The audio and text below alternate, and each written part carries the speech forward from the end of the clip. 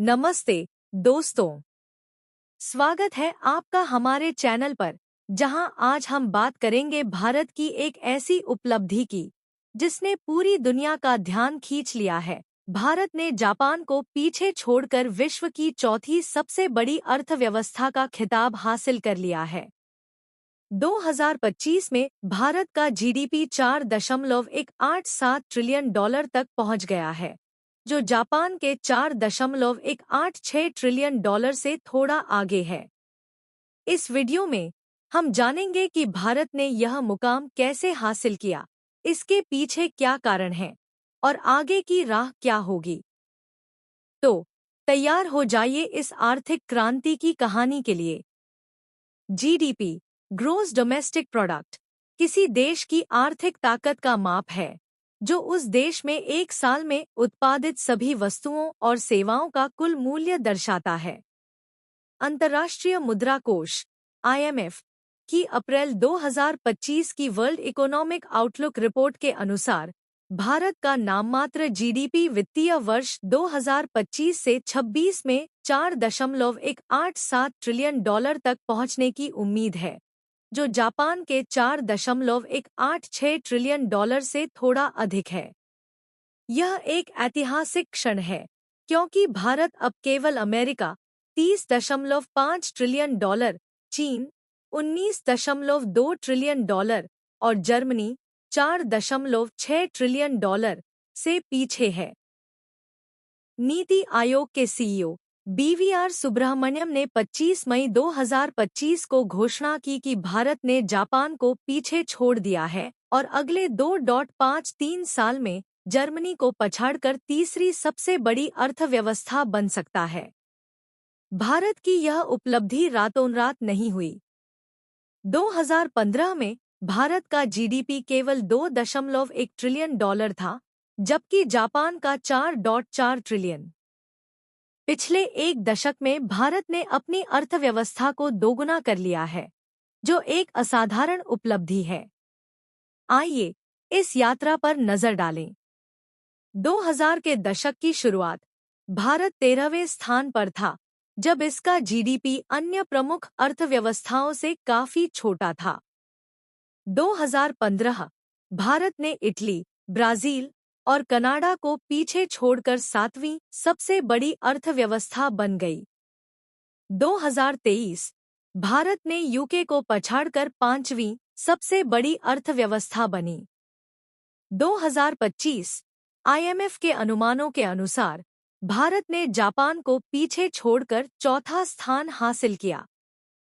भारत की यह प्रगति 6.5% की औसत वार्षिक जीडीपी वृद्धि और मजबूत निजी खपत 56% से अधिक अर्थव्यवस्था का हिस्सा के कारण संभव हुई। ग्रामीण क्षेत्रों में बढ़ती मांग और सेवा क्षेत्र के निर्यात ने भी इसमें योगदान दिया। भारत का जापान को पीछे छोड़ना केवल भारत की वृद्धि की कहानी नहीं है, बल्कि जापान की आर्थिक चुनौतियों का भी परिणाम है। आइए प्रमुख कारणों को समझें। भारत की तेज वृद्धि और जनसांख्यिकीय लाभ। भारत की 1.46 अरब की आबादी और युवा कार्यबल 20 से 25 साल तक डेमोग्राफिक डिविडेंड ने उत्पादकता और खपत को बढ़ाया। सेवा क्षेत्र और निर्यात। भारत का IT, सॉफ्टवेयर और सेवा निर्यात क्षेत्र विश्व में अग्रणी है। नीतिगत सुधार। Make in India, digital India और GST जैसे सुधारों ने निवेश और व्यापार को बढ़ावा दिया। मजबूत निजी खपत। ग्रामीण और शहरी दोनों क्षेत्रों में मांग बढ़ी है, जो अर्थव्यवस्था का 56% हिस्सा है। जापान की आर्थिक चुनौतियां। मंदी और डिफ्लेशन। 1990 के दशक से जापान का लॉस्ट डिकेड और डिफ्लेशन, मूल्य में कमी, ने उसकी वृद्धि को रोका। बूढ़ी होती आबादी। जापान की 12.45 करोड़ आबादी में बुजुर्गों का अनुपात अधिक है, जिससे कार्यबल और खपत कम हुई। जीडीपी में कमी। जापान का जीडीपी 2010 में 6 ट्रिलियन डॉलर था, जो 2025 में 4.186 ट्रिलियन डॉलर तक में संकुचन। जापान की अर्थव्यवस्था Q1 2025 में 0.7% सिकुड़ी, जो अनुमान 0.2% से अधिक थी। भारत की 6.5% की अनुमानित वृद्धि दर जापान की 0.7% की तुलना में कहीं अधिक है। हालांकि भारत ने जापान को नाममात्र जीडीपी में पीछे छोड़ दिया, लेकिन प्रति व्यक्ति आय में भारी अंतर है। भारत $2,880 लगभग 2.4 लाख रुपए प्रति वर्ष, जापान $33,900 लगभग 28 लाख रुपए प्रति वर्ष। यह अंतर भारत की विशाल आबादी 1.46 अरब और जापान की छोटी आबादी 12.45 करोड़ के कारण है। इसका मतलब है कि जापान में औसत नागरिक की आय और जीवन स्तर भारत की तुलना में बहुत ऊंचा है।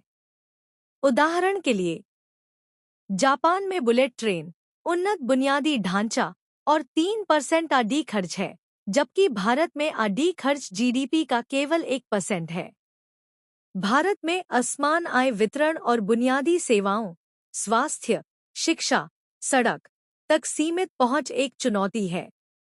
विश्लेषक हार्दिक जोशी ने कहा, जीडीपी विकास, भारत का जीडीपी भले ही बड़ा हो, लेकिन जापान की अर्थव्यवस्था गहराई और गुणवत्ता में आगे है।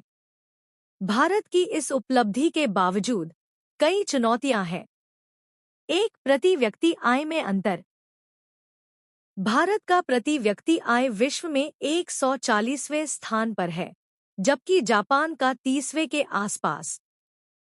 2, आय असमानता, भारत में धन का वितरण असमान है। कुछ लोग, जैसे अंबानी और अडानी, अरबों की संपत्ति रखते हैं, लेकिन अधिकांश आबादी गरीबी में है। 3, बुनियादी ढांचा, सड़कों, जल निकासी और शहरी बुनियादी ढांचे में सुधार की जरूरत है। एक्स पर यूजर्स ने शिकायत की कि चौथी सबसे बड़ी अर्थव्यवस्था होने के बावजूद जलभराव और खराब सड़कें एक हकीकत हैं। 4, बेरोजगारी, 15 से 29 आयु वर्ग में बेरोजगारी दर 13.8% है, शहरी क्षेत्रों में 17.2%। 5, आरडी और नवाचार, भारत का आरडी खर्च कम है, जो दीर्घकालिक विकास के लिए जरूरी है। आनंद महिंद्रा ने एक्स पर कहा, प्रति व्यक्ति जीडीपी पर ध्यान देना होगा, न कि केवल जर्मनी को पीछे छोड़ने पर। 2025 में भारत की स्थिति। आईएमएफ अनुमान, भारत का जीडीपी FY26 में $4.187 ट्रिलियन होगा, जो जापान के $4.186 ट्रिलियन से थोड़ा अधिक है। वृद्धि दर, भारत की अनुमानित वृद्धि दर 6.26.5% है, जो विश्व की प्रमुख अर्थव्यवस्थाओं, अमेरिका 1.6%, चीन 4.6%, जापान 0.7% से अधिक है। Q4 FY25 data. 30 मई 2025 को भारत का Q4 और FY25 जीडीपी डेटा जारी होगा, जो 6.9% वृद्धि दिखा सकता है। भविष्य, आईएमएफ का अनुमान है कि 2028 तक भारत का जीडीपी $5.58 ट्रिलियन होकर जर्मनी को पीछे छोड़ देगा। हालांकि, कुछ विशेषज्ञों का कहना है कि भारत ने 2024 में जापान को पीछे नहीं छोड़ा, बल्कि FY26 के अंत तक ऐसा होगा। भारत को इस वृद्धि को बनाए रखने और प्रति व्यक्ति आय बढ़ाने के लिए कई कदम उठाने होंगे। शिक्षा और स्वास्थ्य, शिक्षा और स्वास्थ्य सेवाओं में निवेश बढ़ाना होगा। बुनियादी ढांचा, सड़क, रेल और शहरी सुविधाओं में सुधार जरूरी है। आरडी और नवाचार, आरडी में निवेश बढ़ाकर भारत को तकनीकी हब बनाना होगा। रोजगार सृजन, एमएसएमई और स्टार्टअप्स को बढ़ावा देकर बेरोजगारी कम करनी होगी। समावेशी विकास, ग्रामीण और गरीब आबादी तक विकास के लाभ पहुंचाने होंगे। आईएमएफ ने कहा, भारत की वृद्धि स्थिर है, लेकिन सुधारों की भारत का जापान को पीछे छोड़ना केवल एक आंकड़ा नहीं, बल्कि 1.46 अरब भारतीयों की मेहनत, सपनों और आत्मनिर्भरता का प्रतीक है। यह वो भारत है जो 10 साल में अपनी अर्थव्यवस्था को दोगुना कर चुका है, जो दुनिया की सबसे तेजी से बढ़ती अर्थव्यवस्था है और जो जल्द ही तीसरे स्थान पर होगा।